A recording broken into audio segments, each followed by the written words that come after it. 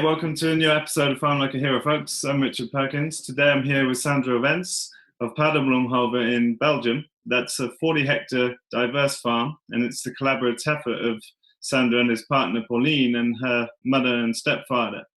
It's been an organic dairy farm over the last decades, but since 2018 they've been working together and added pastured egg mobiles, pastured broilers, a market garden, CSA, as well as bees and some other interesting things. So it's a super exciting farm, got lots of exciting things to talk about. Sandra, thanks so much for taking the time out to join us today. Hi, Richard. Thanks for having me. Yeah, it's great to speak with you. I'm curious if you could start us off with like how this thing came to be. So it sounds like you've really come into farming and started up a collaboration on an existing farm. How did that all come about? And yeah, maybe give us the backstory there. The backstory, it actually started about, I guess, 8 years ago. I went on a travel trip around Australia where I started woofing on all kinds of farms. And there I had the opportunity to go work with a professional beekeeper. And when I came back to Belgium, I started beekeeping because I missed the agricultural kind of life. After a couple of years, the mother of Pauline, my girlfriend now, started trying to lure me to the farm because they're organic and they have tons of dandelion flowers in the paddocks. And that's how I came here with the bees and got to meet the daughter. That's how it all started. Okay, so then you started up your relationship, and I guess Pauline's got a natural interest in farming too. Like, or is that not the case? Is that something that's been influenced more by you? Yeah, she's more a singer-songwriter, and she didn't have any real background into farming. So yeah, it all started when we came to live together on the farm, and then it all went out from there. So then where's been the main sort of sources of inspiration, like beyond beekeeping? Like what got you into the sort of enterprises that you're involved with now? Your videos on YouTube. Okay. Then a lot of books of Joel Salatin, videos of Curtis Stone and Jean-Marie Fortier, and that's how we got our knowledge.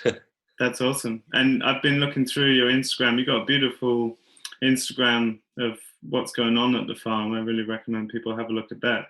It looks like you've got a lot going on. And how does it actually work on the ground in terms of managing the different enterprises? Like how do you split up the responsibilities for those different things? For the cows, that still stays with Stan, my father-in-law. So I just help out whenever he needs help. And then from the garden, I do the planning, the ordering of transplants and everything.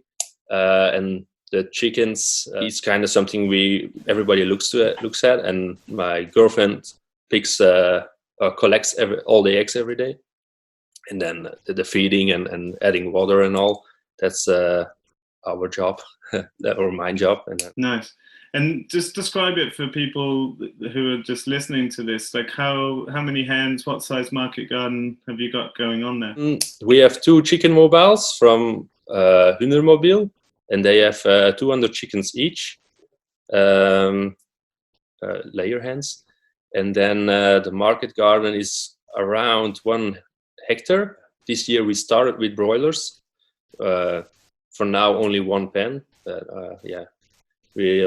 we'll see how it goes, and then from there you're testing out the production and management and and if we can add it to all the other tasks for now, because this is the first year we also have one other person working at the farm to help us, so it's kind of feeling what can we handle. I've got to say it looks beautiful, and you obviously working really hard, but that's a huge market garden to be running. I know you're running like with the BCS, is that right? Like the sort of standard hand tools and the BCS. Yeah. But it's a beautiful garden for your.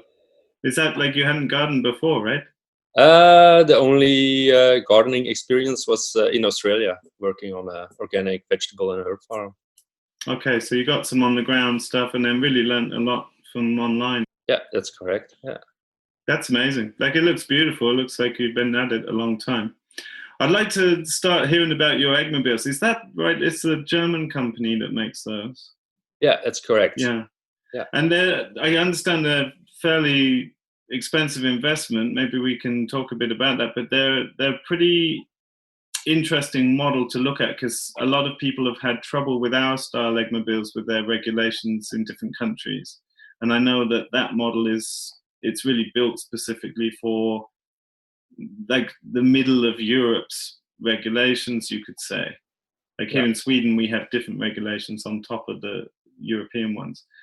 And is that right? It's like lifting up on hydraulic wheels, so the whole body of the eggmobile lifts off the ground as you move it. Maybe you can just describe the whole the company you got it from and the special features of that eggmobile. Yeah, we have it from Hunnermobil, Stalbau Weiland. That's their name, and we have the first model